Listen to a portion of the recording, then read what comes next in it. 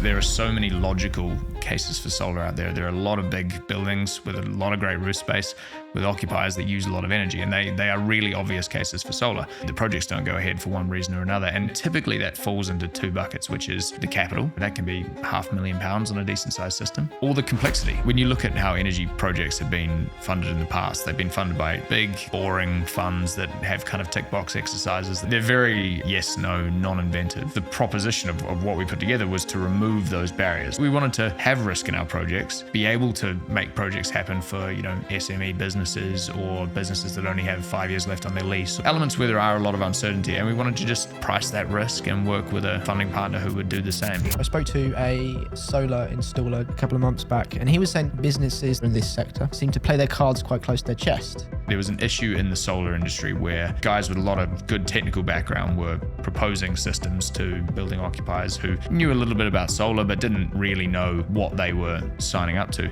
And things were presented in a very opaque way. There were these hypothetical savings that these guys could make. We didn't feel the businesses were opening up and explaining the numbers, the technology, and how it would work going forward. We just thought, look, let's bring clarity to this and let's be very thorough in how we kind of explain this and show this to people. One of the real challenges that we had when we convinced ourselves that we were going to do this business is that aside from both being engineers and having a bit of an understanding of solar PV, we didn't really know how to do what we set out to do. We sort of just put ourselves out there. We started meeting people and eventually met our partners from an installation perspective, but also from a funding perspective too. We were very critical of who we worked with on that front. These are long-term partnerships. You need to be moving in the same direction, and we found someone who was, and that helped us kind of shape it and put it together.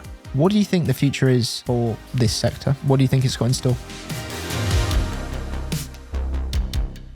Hello and welcome to Clean Talk, the podcast shining a spotlight on innovative and inspiring companies bringing change to the world of clean tech and renewable energy. I'm Luke. I run a video agency called Harmer Visuals that works with companies in the sector to create high-end sales presentation videos, case study films, and tender page proposal films. Today, I'm joined by Dillon Cane, co-founder and director here at Two Blue Solar, a company providing fully funded solar PV systems to landlords and businesses across the UK. Dillon, thanks so much for joining me on the show. Thanks for having me. So Dillon, can you tell us a little bit about your background in your career leading up to this point and what inspired you to go into the world of clean tech and renewables?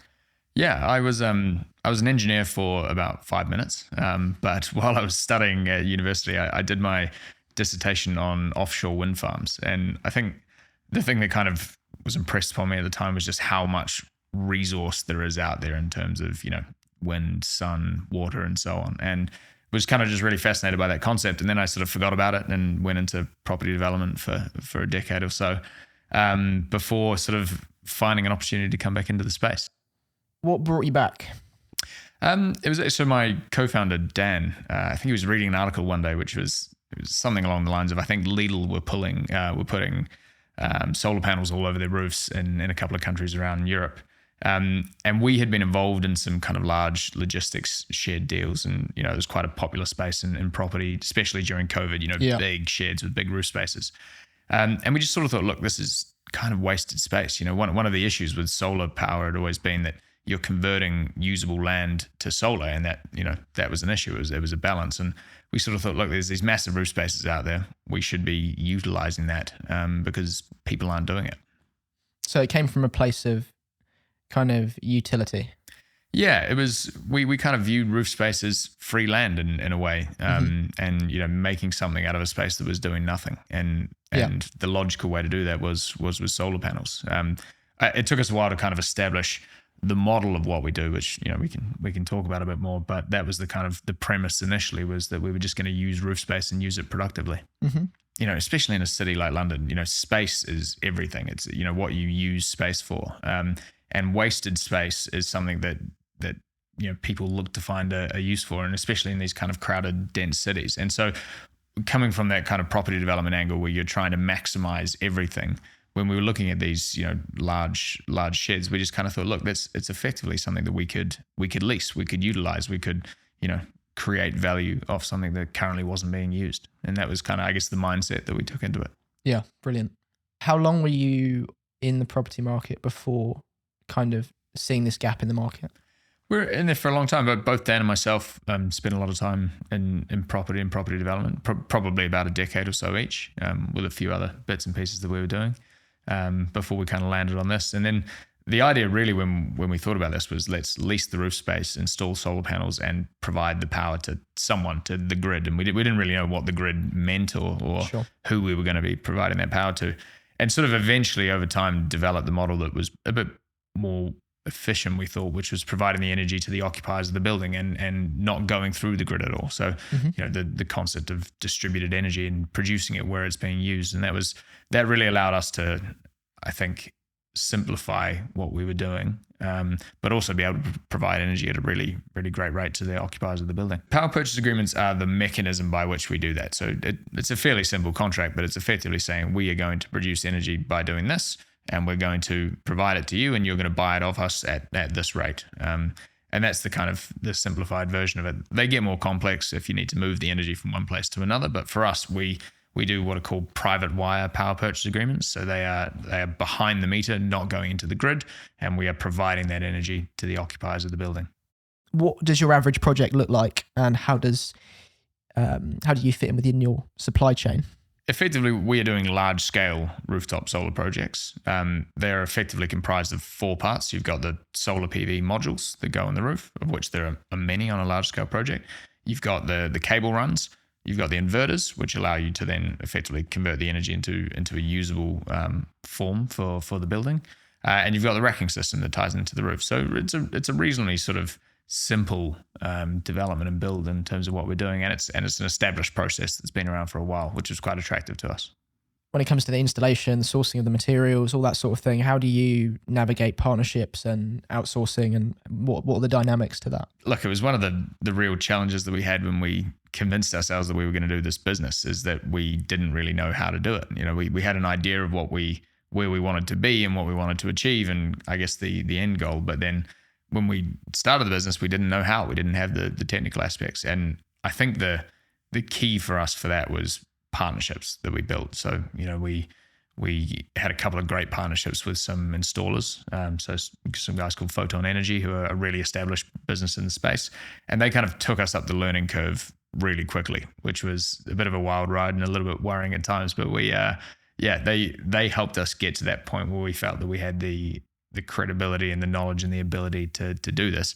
And then effectively the very technical aspects of the design and the import and installation of the systems, we outsource to our partners. So they build it under a contract with us. Sure. I find that interesting, hearing your perspective as someone who's come from the commercial and then had to deal with learning or outsourcing the technical in some way. I find that interesting coming from the world of filmmaking, where it feels like the journey goes from technical to commercial rather than commercial to technical. And the challenges that come are more in kind of navigating client relationships and the value proposition and learning to speak the language of your client. Yeah. As opposed to knowing how to do the technical, not just creative, but technical bit. So it's fascinating. Do you think is it common for companies like yours to go from commercial to technical, or do you think it's more common for them to go from technical to commercial in their sort of learning journey? Yeah, I guess you have to be very conscious on what the role of your company is. And I think what we are doing is we are facilitating something happening. So, and I guess that comes down to the basic business proposition. There are so many logical cases for solar out there. There are a lot of big buildings with a lot of great roof space with occupiers that use a lot of energy, and they are really obvious cases for solar. And they don't go ahead. The projects don't go ahead for one reason or another. And typically that falls into 2 buckets, which is the capital that you have to spend on a project, and that can be £500,000 on a decent sized system. Or the complexity of getting it installed. So it's, am I working with the right installer? Am I putting the right kit on the roof? What happens if the inverter fails? I'm a tenant. I've only got 5 years left on my lease with my landlord. Is it worth me going through this process and managing that complexity? Who's going to fund it? Who's going to manage it? And so on. So I guess the proposition of what we put together was to remove those barriers, was to say we are going to fund 100% of the costs, both the upfront costs and the ongoing costs. And we're going to manage the entire process with our partner installers. So we kind of bring the technical and management time to that as well. So presenting a sort of a a hands-off, capital-free solution to occupiers and owners of these big buildings. We wanted to be a little bit different to how energy projects had been funded and installed before, and that kind of boiled down to we have some values as a business that we thought were pretty important for that. So we are refreshing and flexible, and also authentic and thorough. And the kind of refreshing and flexible aspect was, when you look at how energy projects have been funded in the past, they've been funded by big, boring funds that have kind of tick box exercises that, they've installed massive power plants and so on. But they're very kind of yes, no, non-inventive. And we took I think a much more flexible approach to how these projects can go ahead, that they don't need to happen at scale, that they don't need to happen on long-term contracts, that they can fit into situations where they otherwise wouldn't have with that traditional kind of energy funding hat on. And then on the other side, with being authentic and thorough, that was more to do with, we sort of saw that there was an issue in the solar industry where guys with a lot of good technical background were proposing systems to building owners or building occupiers who knew a little bit about solar but didn't really know what they were signing up to, and things were presented in a very opaque way. There were these hypothetical savings that these guys could make, but it was all based on very kind heuristic. Yeah, exactly. It wasn't like we didn't feel the businesses were opening up and explaining the numbers, the technology, and how it would work going forward. The fact that these systems have to be maintained and looked after and optimized and so on. And we've spoken to so many businesses who have had a solar system installed at one of their sites, and it was put in place by someone who's probably not at the business anymore. They go, oh, we have some panels on the roof. We don't even really know if they're still working or what they save us or what they do. And so it was done in a really kind of opaque way that we just thought, look, let's bring clarity to this and let's be very thorough in how we kind of explain this and show this to people. I spoke to a solar installer a couple of months back, and he was saying the same thing of businesses seem to play their cards quite close to their chest. Why do you think that is? Because of what we're kind of focusing on, which is small scale energy projects, installing equipment, whether it's solar or wind or whatever it is, that is not equipment that people typically buy or businesses typically buy. What needs to be conveyed and what is not conveyed is how these systems continue to operate. Because you install solar panels on your roof, you are doing that in order to have 25, 30, 35 years of energy produced by it. And I think if it was accurately conveyed by a lot of installers or people in the industry that these things need to be optimized, they need to be maintained, there is an ongoing kind of system that needs to be kind of looked after, it would put people off putting these systems in place. And so I think a lot of that and the costs associated with that are often kind of kept back or held back. And I guess it's part of what we offer is A, we show people that, but B, we take on the burden of those ongoing, obligations and optimization and so on. So, we think it's important to kind of get that out and get it in the open so people understand it. How are you at Two Blue Solar, I guess, approaching the process of informing and educating your prospects as they go along the sales cycle? We show people what the cost of installing the system will be to us. And we show them what the cost of the ongoing maintenance is and, what they can potentially benefit, from it. So, and we do a comparison between, look, this is the situation if you fund it and install it yourself, which is fine, and we can help you do that. This is what happens if we fund it and install it and provide you the energy at a price. And we do a comparison effectively. And it's something that businesses just need to weigh up. And it's as much a financial decision as it is just kind of a mindset decision. Some businesses just like to own what's on their roof, and some are happy with someone like us coming in and putting it in place. Have you had any experience with any like domestic or home owning clients in the past? And is that learning curve and the maybe the lack of willingness to take it on more common and therefore kind of a put off for B2C?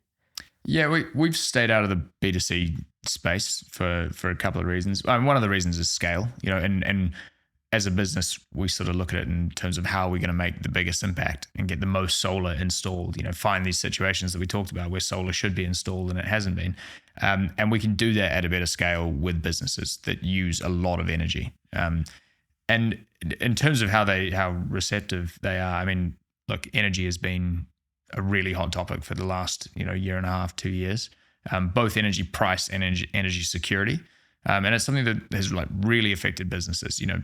Many businesses have had their energy costs triple, quadruple. So being able to make a cost saving and give them a more secure version of energy that's coming off their roof where they don't rely on the grid is a very clear driver for all businesses. So, they're receptive on that front. And then on the sustainability front, we've been, and maybe we were a little cynical going in, but we were sort of pleasantly surprised with how much businesses have very, very clear goals on the sustainability front. I really think there's been a large shift in the last 2 or 3 years in terms of how businesses have set their goals, but also the mindset that these goals actually need to be achieved. And I think there was a lot of kind of sort of greenwashing going on over the last 10 years or so. And there's now a real transition into businesses want to make things happen. And so when we get in front of them and say, look, we can make it happen, it's our management time and it's our costs and it's a benefit for you. Businesses are hugely receptive to it because they can see that it helps them hit their goals that already exist. Being humble, learning from your mistakes, and being candid is important. Starting a business isn't easy. Can you delve more into the challenges you faced as a company, and how you're building resilience in approaching them? Yeah, I think one of the challenges that any new business faces is that they are doing something for the first time without a track record, and especially in a B2B sense, you want to be reliable and you want to be able to sit in front of someone and tell them that you can do this project and you can deliver for them. And one of the best ways to show that is with a track record. So, and you naturally don't have that from the outset. So that was tough. But that's a problem that kind of every business needs to navigate its way through. What compounded that problem was this was a new industry for us. So, Dan and myself, aside from both being engineers and having a bit of an understanding of solar PV, we didn't really know how to do what we set out to do. And so we kind of compounded those problems a little bit. I think the ways we got through it was, and we touched on this before, was really good partners. So focusing on people who can fill in the gaps that you don't have. And I think being honest with yourself about what your business can do and what it can't do, and then actively going out there and making sure that you've got a partnership with someone or some businesses that fills that. And then once we became clear on that, and then became clear on the partners that we needed to do that from an installation perspective, but also kind of from a funding perspective too. We're a funding business fundamentally. We went and found those and we managed to make it work and get moving. How did your experience of funding property projects translate into doing a similar thing, but in renewables? Yeah, so we came from a property finance and property development background, and so had an idea about how to put projects together really and put funding for projects together. I guess we approached these energy projects with the same sort of viewpoint, and really they are energy projects with a property angle because we are leasing a space on the top of a building, and we're installing something that generates income on top of it. So we viewed it with that mindset. I don't think we had a clear picture on how we were going to do it. I think we had an idea of where we'd sort of source funding from. And we sort of just put ourselves out there. We'd started meeting people and eventually met our funding partners who had a very, very similar mindset to ourselves. And I guess we were very critical of who we worked with on that front. These are long-term partnerships. You need to be moving in the same direction. And we found someone who was, and that helped us kind of shape it and put it together. How long did it take to find those partners? Finding them was not too difficult.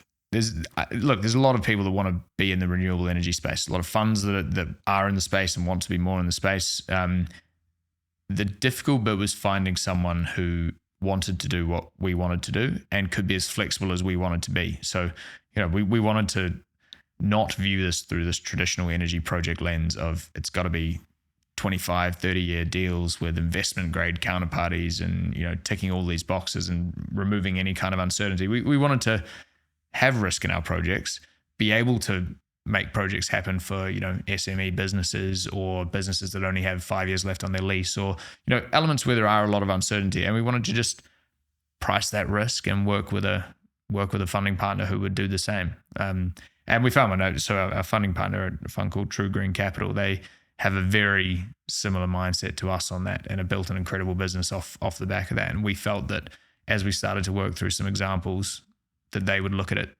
through the same eyes as we would. How did you go about communicating your long-term values and working out if theirs aligned with yours?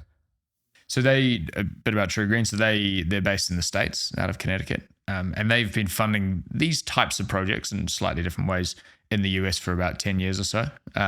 So the first thing was we could see what they'd done, and how they'd kind of started out. And they started out similarly to us in a way. They saw a problem that needed to be resolved and found a way to kind of fund it, and then built themselves up from there. And then we talked through examples. We talked through what we wanted from the business. We talked through what our background was and kind of where we wanted it to head. And then we just met a lot of people from the business. The managing partners came and spent days with us looking at sites and so on. And we just talked as people, but also as potential business partners, and figured out that we were aligned. And so we all got comfortable and moved ahead. And so did they come over to sites that had completed projects, or were these ones that were still being undertaken? Undertaking them. Potential sites, or sites that we'd agreed terms on and that we were looking to go ahead on. And we just kind of learnt the way that they looked at it. And I think probably the most refreshing thing for us, as opposed to with a lot of other parties that we've been speaking to, was they viewed things with a mindset of how do we make it happen, as opposed to what's wrong with this project. And that was really key for our purpose, which was making something happen in a situation where there was a reason why it hadn't happened. So they kind of took that inventive mindset into these projects, and helped us think about things in that way as well. And so they, and we are now their partner in the UK, and helping them, move into the UK, and they have partnerships around Europe as well. It's been a really great fit for us. We are trying to make as larger impact as possible. So we are trying to do as many projects as possible at a scale, that makes a real difference. And I think one of the issues that the clean tech industry has, and that any industry has in its earlier stages, but that the clean tech industry has at the moment, is that there is a lot of really cool technology coming on board. There's amazing things happening in a lot of different clean tech areas. The problem is, for that to then be used at scale, it needs to have track record. It needs to kind of have time. And I don't really like the word, but these technologies need to have bankability to them. The ability for people to invest in them at scale, funds like True Green, or the bigger, more boring energy funds. But for banks and investors to get behind them, they need time and they need to prove their track record. And that's the issue that clean tech has, aside from some of the more established technologies such as solar, such as wind, such as hydro, and that'll change over time. These things just need time to be established. I mean, battery storage technology is a classic example of where there is so much willingness to invest in the space, but so many hurdles to get over to do it at scale. Yeah. Self-funding generally leads, from my understanding, to more cost saving over the long term. So what scenarios make fully funded solar PV systems from a company like Two Blue Solar the right choice in terms of long-term ROI? Yeah, so it really comes down to the priorities of a business. And you're right. I mean, if a business wants to spend the money on installing solar PV themselves and the ongoing operations and maintenance, they get the full benefit of all of the energy that's produced for free. And over time, and over a long period of time, 15, 20 years, that makes more financial sense. The savings are larger than if we funded the system, because we fund the system, we put up the capital costs, and we'll provide them the energy at a cheap rate, say 10, 11, 12 pence per kilowatt hour when they're paying 30 odd from the grid. So they make savings from us without any upfront capital, but not as much savings over the long term. And for businesses, it really comes down to the question of what do they want to invest their money in, and what are their kind of return on capital requirements. So we do a lot of work in the manufacturing space, and we often find that businesses have a much larger drive to invest in, a new production line or something that's central to their business that is going to return their capital to them in 2, 3, 4 years, as opposed to investing in solar, which has a longer return. It takes 5, 6, 7 years to make your money back from your energy savings from investing in solar. So we find that because it's never really a core business expense, businesses are more often interested in someone like us, putting up the capital for it. Can you share with us a project you've worked on and explore the reduction of carbon impact that you've been able to measure? Yeah. So we're doing a really cool project at the moment for an indoor agriculture business, effectively an indoor agriculture startup in Birmingham, where we're installing a 1 megawatt system on their roof, which is a very large rooftop system. And they have huge energy demands. They control lighting, temperature, humidity throughout all times during the year. All of their labs are running constantly and so on. So they have massive demand. We are servicing that demand. They're using 100% of the energy that we're producing. So from a cost perspective, we're saving them about 150 to 200,000 pounds a year in energy costs, which is obviously substantial for them, especially as an early stage company. And from a carbon perspective, we can effectively, and we provide them, or will provide them with real-time updates in terms of, this month you saved 25 tons in carbon and equivalent in trees planted and so on. So the great thing about this is it's so measurable in terms of we can show with live information how much energy we're producing is being used and translate that really easily into understandable and quantifiable formats for these companies. And that translates, especially for larger companies, really into their reporting as well. So there's sustainability reporting and really quantifying, especially in carbon tons. That's one of the key metrics, what those savings are that they're making. So Dillon, we know that sustainability is a long-term game. How are you scaling 2 Blue Solar in this space? For me, one of the big ones, one of the exciting ones is battery storage technology. And I see us moving into that space within the next year or two and looking to kind of fold that into our offering to make it more compelling and more flexible for businesses. So would you say that expanding your range of services is your default for trying to scale? Or would you say you're more inclined to do the same thing, but in higher quantities or on larger instances? The reason that these projects go ahead is that there is a sustainability win as well as a financial win. And we believe that, companies are really only going to pursue sustainability wins with the right kind of vigor if there's also the financial win. So for bringing any of these new technologies in, it needs to add to the financial saving as well. So, if we can fold in the EV charging or, the battery storage to allow more flexible use of energy on site for different businesses, and that increases the financial savings for them, I really see that as the opportunity to scale. We really need to make it kind of work on both parts. So look, of course, we're trying to do more solar projects, but I think folding in some of these additional technologies makes a lot of sense, especially as they become more established technologies. And what we want to do is make them more fundable and more facilitate more of this happening. So I think folding it into our existing model is the way to go. Yeah, for us, it's all about the focus on distributed energy. And we touched on it before, but that's all about producing energy where it's being used. So moving away from that kind of older model of large power stations distributing energy through the grid to where it's being consumed, but moving more towards sort of a mixed model where that still occurs, but energy really being produced on site and not having to be transmitted around the network, and making as much impact on that as possible. So that's really where our focus is at the moment. It's in solar, but to us, we see that there's a lot of technologies that align really well with what we do. 2 Blue Solar is admittedly a B2B company, but I'm curious to know if there's any, outward, like community-facing communication on your part or your partners or suppliers' parts? Yeah, for us, as you said, we are B2B, and we're in that space because that's where we think we can make the biggest impact on the energy market and how energy is consumed. But one of the really cool things about rooftop solar and on-site rooftop solar is that it's so obvious and present for everyone that works at that business. So, there are a lot of sustainability initiatives that businesses can take, but solar, which people can see when they come to work every day and kind of really understand the measurable impact of what's happening in the business and the place that they work, is a really key kind of facet for us on that. So in terms of the community aspect, I guess it's more the community of the people that work in these businesses that we're supplying these panels to.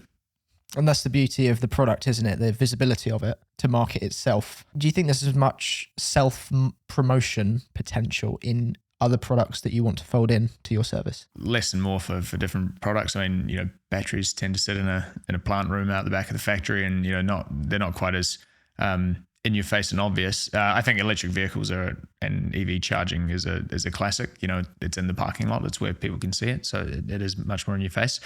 But I think perhaps a wider question on that is, and I think it's an issue that the industry has to an extent, is really quantifying the impact that these technologies have. So, everyone knows that producing energy from solar panels is a positive thing in terms of renewable energy, but to get a feel of whether that's a little bit positive or making a real difference is a tough one to communicate. And so I think the industry in general needs to put a lot of work in quantifying the wins for people. And for example, our funding partners, they're involved in a site where in the lobby of the building, there's a TV screen up on the wall, and it shows at any given moment how much energy is being produced from the panels on the roof and conveys it to anyone who's walking through the lobby of the building. And it's a cool way to kind of really quantify it for people and for them to get a feel on the impact that you're making. But there are challenges in that space in terms of, what are you actually representing in terms of, we have used 200 kilowatt hours of energy. That doesn't mean much to most people. Is that bigger? Is it small? It's somewhere in the middle. We don't really know. Equally, and you can translate that into a monetary figure. So, this is how much that would have cost you to buy it from the grid, but in a way that kind of detracts from the energy and, the renewable aspect from it. And again, might sometimes underwhelm, sometimes overwhelm, but you don't really know. So I think that's a challenge in terms of what you are communicating. I think one of the interesting ways to go about it is really to make it a bit comparative. So, as more businesses take on things like this, it's to show that, for example, my thermostat at home, it tells me that in my general area of the city, I have used more or less energy than X% of people in my vicinity. And it's quite an interesting thing that, even though I'm not really quantifying how much energy I'm using, I know that I've done a little bit better or a little bit worse than I did last month relative to other people around me. And I think for businesses, that will be a really interesting thing to convey, is to say that you are amongst your peers doing really well in this front and kind of quantifying it that way. And I think to me that has more impact than just seeing how many kilowatt hours of solar energy you're using. What do you think that looks like for the future? I mean, let's take the framework of social media as an example. Is used for comparison. It's in our pockets, and we are, whether for better or for worse, analysing data on the go. Where do you think there's potential for the data on energy consumption to maybe have as an integral part in the way that we kind of relate to other people? I think it needs to become more visual. In most people's homes, you don't know at any given time how much energy you're using or where that energy comes from. So I think visual representation, like we just touched on, is really key, and having that information at people's fingertips, and in our context at businesses' fingertips. And as more of these renewable energy technologies properly come to market at scale, it'll be kind of combining that so that you can really get an understanding of the impact that you're making. So, if you have a number of technologies at your particular factory that is producing energy, and then you're buying X amount from the grid, it's showing you the mix of that, and it's trying to quantify that impact that you're making relative to other businesses. And I think that's going to be the key, is that taking all this information and all of the different sources that people are getting their energy from and kind of quantifying it in a comparative, in an interesting, in a visual, in a live way for people and businesses. One thing that I guess a philosophy that we've taken into it in terms of growing the team, which is, obviously a crucial part of what we're doing, is we haven't just hired people from the renewable energy space or the solar space. We've tried to really take on a wide range of people. And what we've found is that it's just led to a lot of kind of collaboration and innovation from people who are just not that familiar in the space and just have looking at it with a kind of an outsider's point of view. And that's how we came to this. We came to it from a property and a funding aspect, and ended up building a renewable energy product off the back of it. And so we've tried to take that through, and kind of the people that we've taken on board. It doesn't mean that we've only had people who know nothing about solar energy. We've definitely kind of gone down that route too. But yeah, we've developed a kind of a range of skill sets within the business that's allowed us to kind of do what we do better, I guess. I was listening to a TED Talk yesterday, and the speaker was talking about how oftentimes the best approach to problem solving is speaking to people or getting people involved from outside your field. It sounds like that's ringing true with your approach to HR. What gold do you think there is to be found in talent outside the field? To sum it up, it's probably just people who are willing to offer a view something and spark a discussion. I mean, it's one of the reasons why very early on in our journey, we got an office space and we made sure that we were in a room together most of the time, is so that people could throw views back and forth.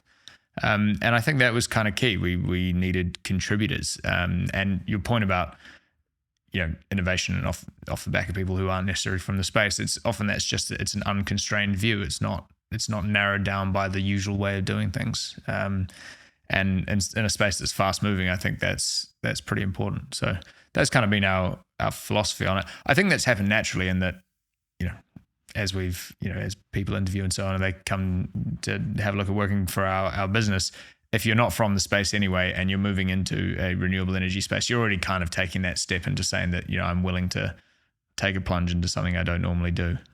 So I think that sort of naturally happens anyway a little bit. Say I'm a budding entrepreneur listening into the show and I want to start a company of my own in renewables, maybe solar, maybe EV. How accessible is it to get into this industry, in your opinion? Not just from a capital perspective of raising the funds to start the company, but just building repute. Like you said earlier, it's that thing of, that there can be a challenge if you don't have the track record to break in. What's your advice? Yeah, it's obviously doable. We did it. There are challenges, going into something where you don't have years and years of experience and a very clear view on how to do something. But I think the key for us was we had a clear view on what we wanted to achieve, and we managed to kind of narrow that focus and figure out what that was going to be in quite a concise way very early on. And I think that helped us, because then everything else, kind of the how, falls out of that. And you figure out what parts you have and what parts you're missing and what parts you need from partners and so on. And then you go and do that. So look, it's a space that's changing so much at the moment. It's a space that's crying out for people to innovate in. So I think it's a space that, people can move into, as long as they're kind of clear about why and what they're trying to do. What do you think the future is for this sector? What do you think it's got in store? I think that at the moment, the only renewable energy that happens at scale are the really established types of renewable energy. And I think what we're going to see over the next kind of 5, 10, 15 years is a lot of these new technologies that are, they're really cool, they're really exciting, they're often much more efficient than existing technologies, that they will start to get pushed out at scale. And it's back to a point that we mentioned earlier, that was, these things need to become fundable and bankable, and to give them the ability to happen at scale, as opposed to just on niche projects where someone's kind of convinced themselves to do it. So, and that just happens with time, and unfortunately there's no real way to shortcut that. It just technologies needs to become more established. And I think what we're seeing is that there are so many different technologies coming on board, that the ones that will come to the top and happen at scale will be the ones that really prove themselves in terms of their longevity. I think a key, and we talked about this a little bit in terms of the management of these systems as they're put in, is that systems that have longevity are, especially in distributed energy, so when they're happening on smaller scales for businesses, they're the ones that can be maintained and looked after and optimized and understood, both in terms of how they work, but in terms of what they're producing. Because then the impetus to keep using them and keep maintaining them and so on is there. It's the ones where there's too much complexity or require too much external output. Those are the ones that are going to really struggle to, I think, find a place in a distributed setting. Not so much at scale in terms of, large power plants, but in a distributed setting. So to wrap up, you can leave one piece of advice. What piece of advice are you leaving? We've got entrepreneurs, managers, marketers, people in HR, all sorts of industry professionals. What's your one nugget of gold to end off with? I think when you're starting a business or running a business or many jobs, it's so easy to waste time on the wrong opportunities and the wrong people and the wrong partnerships. And I think that's a people-orientated thing. I don't think that's I think we all have judgment on whether or not the opportunity of what we're doing is good or bad, or there's risk to it or whatever. But it's finding people who there is going to be longevity with them. It's partnerships that last more than a single deal or a single project. It's things that are going to develop and get better over time. And I think just having that real key focus on the right people, both in your organization and outside, and the right partnerships in order to make sure that you are, being as efficient as possible with your time and not spending time on things that aren't going to kind of impact your business going forward. Dillon, thank you so much for joining us today. It's been brilliant to hear the solar aspect. I'm excited to explore other aspects across the series. And it's also really exciting to hear that you've got plans to expand beyond just solar as well. That is encouraging to hear. Thanks so much for listening in to today's episode. If you enjoyed it, make sure to like it and subscribe wherever you get your podcasts from. And we will see you in the next one.